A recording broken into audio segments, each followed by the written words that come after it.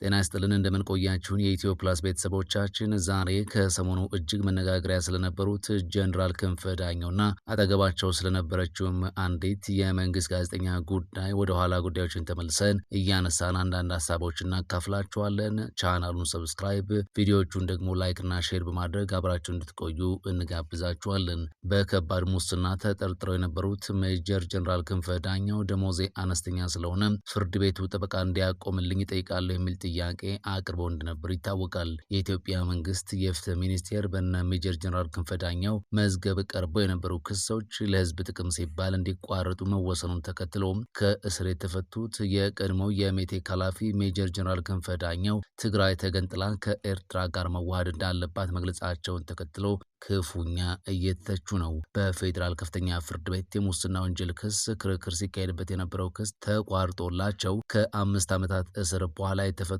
ሜጀር ጀነራል ክንፈ ዳኘው ያቀረቡት ከኢትዮጵያ ተገንጥለን ከኤርትራ ጋር መዋሃድ እንፈልጋለን የሚለው አስተያየት በትግራይ ህዝብ ደምና መስዋዕትነት የተገኘውን የፖለቲካ ትርፍ የሚያጨልም ከእውነታ የራቅና ትግራይንም ወደ ከፋ አዘቅት የሚከት የዘመኑን ተግዳሮቶች ያልተረዳ ኋላ ቀር አስተሳሰብ ነው የሚሉ አስተያየቶችም ከወደ ትግራይ ፖለቲከኞች እየተሰሙ ነው። ጀነራሉ የህገ መንግስቱን አንቀጽ 39 ጠቅሰው የትግራይን የሀገርነት ጥያቄ ማንሳታቸው ተገቢ ነው ሲሉ ፖለቲከኞች የገለጹ ቢሆንም ይህንን ታሪካዊ ጥያቄ ከኤርትራ ጋር መዋሃድ ከሚል ዘበት አጀንዳ ጋር ማጣመር ግን የትግራይ ህልውና በሚገባ ከሚያውቅ ሰው የማይጠበቅ ትልቅ ስህተት ነው ሲሉ የትግራይ ፖለቲከኞች መናገራቸው ተሰምቷል። ትግራይ ለ2 ዓመታት በዘለቀው ጦርነት ከሁሉም በላይ የተዋጋችው በታሪክም ሆነ በቅርብ ጊዜ በተፈጸሙ ግፎች ሳቢያ የህልውና አደጋ ከደቀነባት ከኤርትራ መንግስት ጥቃት ለመከላከል መሆኑን ያጎሉት ፖለቲከኞቹ በሺዎች የሚቆጠሩ ወገኖቻችንን የጨፈጨፈንና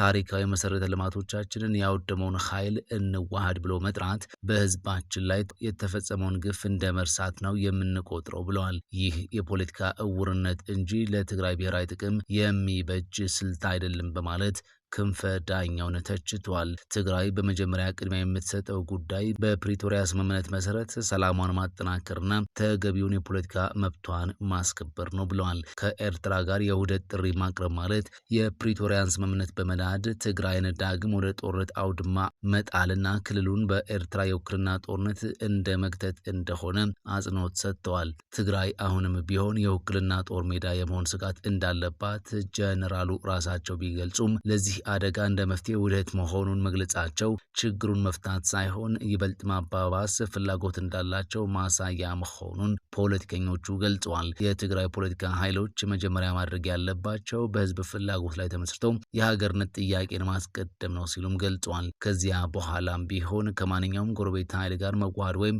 መተባበር የሚለው ጥያቄ በህዝብ ውሳኔና በጠንካራ የፖለቲካ ጥናት ላይ ተመሰረተ እንጂ በአንድ ግለሰብ ፍላጎት የሚወሰን መሆን የለበትም ሲሉ አብራርተዋል።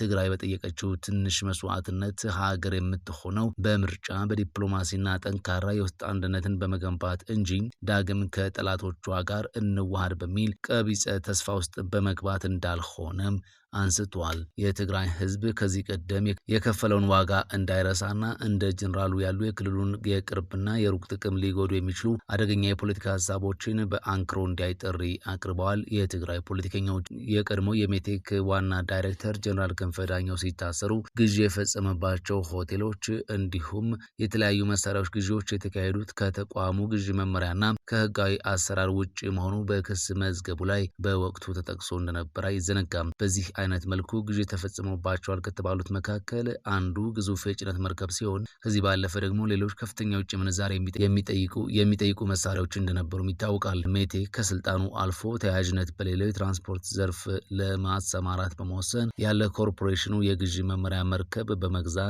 ያለ ጨረታ መርከቦቹ እንዲጠገኑ በማድረግ ኪሳራ እንዲደርስ አቃቤ ሕግ በክሱ ላይ አመልክቶ ነበር። ሜጀር ጀነራል ክንፈ ዳኘው በእነዚህ የሙስና ወንጀሎች ተጠርጥረው በቁጥጥር ስር የዋሉት ታህሳስ 2011 ዓ.ም ሲሆን 5 ዓመታት ያክልም ጉዳያቸው በፍርድ ቤት እየታየ ቆይቷል። የፕሪቶሪያውን የሰላም አማራጭ ተከትሎ ከተፈቱም በኋላ ወደ ትግራይ እንዳቀኑም ይታወቃል። በከባድ ሙስና ተጠርጥረው የነበሩት ሜጀር ጀነራል ክንፈ ዳኘው ደሞዜ አነስተኛ ስለሆነ ፍርድ ቤቱ ጠበቃ እንዲያቆምልኝ እጠይቃለሁ የሚል ጥያቄ በክሳቸው ወቅት አቅርበው እንደነበር ይታወቃል። ሜጀር ጀነራል ክንፈ ዳኘው ከጡረታ የማገኘው ገንዘብ 4,000 ብር ስለሆነ ፍርድ ቤቱ ጠበቃ እንዲያቆምልኝ እጠይቃለሁ ሲሉ በክስ የክርክር ወቅታቸው ለዳኞች አስታውቀው መነጋገሪያ ሆነው እንደነበርም አይዘነጋም። ነገር ግን ፖሊስ ክንፈ ዳኘው ጠበቃ የማቆም አቅም እንዳላቸው የሚያረጋግጥ ማስረጃ አለኝ ብሎ ጥያቄያቸውንም ውድቅ እንዳደረገ ይታወቃል። በወቅቱ ፖሊስ ሜጀር ጀነራል ክንፈ ዳኘው በጸረ ሙስና ኮሚሽን ያስመዘገቡት የሀብት መጠንና በአንድ ባንክ ውስጥ ያላቸው ተቀማጭ ሂሳብ ጠበቃ የማቆም አቅም እንዳላቸው ያመላክታል የሚል ዘገባ ነበር የተሰራጨው። ፖሊስ በወቅቱ ከ15 ቀን በፊት 100,000 ብር ከባንክ ሂሳባቸው ወጪ መደረጉንና በስማቸውም ቤት እንዲሁም 80,000 ብር የሚያወጣ መኪና ተመዝግበው እንደሚገኝ ለፍርድ ቤቱ ማስረዳቱ በመገናኛ ብዙሃን ሲዘገብም እናስታውሳለን። ሜጀር ጀነራል ክንፈ ዳኘው በበኩላቸው ፖሊስ የጠቀሰው ንብረትና ገንዘብ የኔ አይደለም ሲሉ ተከራክረው ነበር። አክለውም ቤት የለኝም፣ መኪና የለኝም፣ ንብረት የለኝም፣ ያለኝ ሰውነቴ ብቻ ነው በማለት ለፍርድ ቤቱ ገልጸው ለብዙዎች እንግዳ የሆነ ነገር አሰምተውም ነበር። ሆኖም ፍርድ ቤቱ ሜጀር ጀነራል ክንፈ ዳኘው የራሳቸውን ጠበቃ እንዲያቆሙ ውሳኔ አስተላለፈ።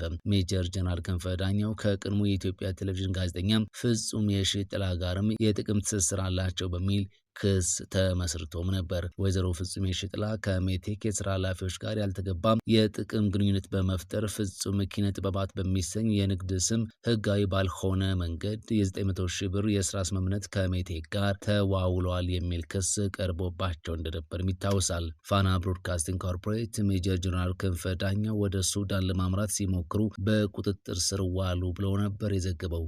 ኢቢሲ ደግሞ በትግራይ ክልል በአካር ተብሎ በሚጠራ ስፍራ በኩል ለማምለጥ ሲሞክሩ በትግራይ ክልል ልዩ ፖሊስ በቁጥጥር ስር ውለዋል ሲል መዘገቡ አይዘነጋም። የቀድሞ የብረታ ብረትና ኢንጂነሪንግ ኮርፖሬሽን ሜቴክ ዋና ዳይሬክተር ሜጀር ጀነራል ክንፈ ዳኘው ከ5 ዓመታት እስር በኋላ በ2016 ነበር ከእስር የተለቀቁት። ሜጀር ጀነራል ክንፈ የተፈቱት በእርሳቸው ላይ ቀርበው የነበሩ ተደራራቢ ክሶች ለህዝብ ጥቅም ሲባል ነበር መቋረጡ በወቅቱ ይፋ ሆነው። የቀድሞ የሜቴክ ዋና ዳይሬክተር አርብ መጋቢት 6 2016 ዓ.ም ከቀኑ 10 ሰዓት ገደማ ነበር ከእስር የተለቀቁት። ሜጀር ጀነራል ክንፈ በከባድ የሙስና ወንጀል ተጠርጥረው በፌዴራል ፖሊስ ቁጥጥር ስር የዋሉት ህዳር 3 ቀን 2011 ዓ.ም እንደነበር ይታወሳል። የቀድሞ የሜቴክ ዋና ዳይሬክተር ከተያዙበት ትግራይ ክልል ወደ አዲስ አበባ በሄሊኮፕተር ተጉዞ ሲደርሱ በብሔራዊ የቴሌቪዥን ጣቢያ በሰበር ዜና እንዲሰራጭ ከተደረገ በኋላ ጉዳያቸው ከፍተኛ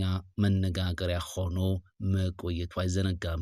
ሜቴክ በሚያስተዳድራቸውና በሚሳተፍባቸው ፕሮጀክቶች ከተፈጸሙ 37 ቢሊዮን ብር ከሚያወጡ ግዢዎች ጋር በተያያዘ ተደራራቢ የሙስና ወንጀል ክስ ቀርቦባቸው ጉዳያቸውን በፍርድ ቤት ሲከታተሉ ቆይተዋል። የፌዴራል ጠቅላይ አቃቤ ሕግ በሜጀር ጀነራል ክንፈ ላይ ያቀረባቸው 13 ክሶች በፌዴራል ከፍተኛ ፍርድ ቤት ሲታዩ የቆዩት በ6 መዝገቦች እንደነበርም ይታወሳል። ከእነዚህ መዝገቦች ውስጥም ከራዳር ግዢ በተያያዘ በቀረበባቸው ክስ በፍርድ ቤት ጥፋተኛ የተባሉት ሜጀር ጀነራል ክንፈ በ3 ዓመት ከ7 ወራት እስራት እንዲቀጡ እንደተበየነባቸውም ይታወሳል። የፌዴራል ከፍተኛ ፍርድ ቤት በወቅቱ ባስቻለው ችሎት በቀድሞ የሜቴክ ዋና ዳይሬክተር ላይ በሌላ ክስ የጥፋተኝነት ፍርድ አስተላልፎባቸው ነበር። ሜጀር ጀነራል ክንፈ ጥፋተኛ የተባሉት ሪቬራ እና ኢምፔሪያል የተባሉ 2 ሆቴሎችን ግዢ ከህግ ውጭ ፈጽመዋል፣ ከፍተኛ ጉዳትም አድርሰዋል በሚል እንደነበርም አይዘነጋም። ሆኖም ይህ የጥፋተኝነት ውሳኔ በተላለፈ በማግስቱ የፍትህ ሚኒስቴር በሜጀር ጀነራል ክንፈና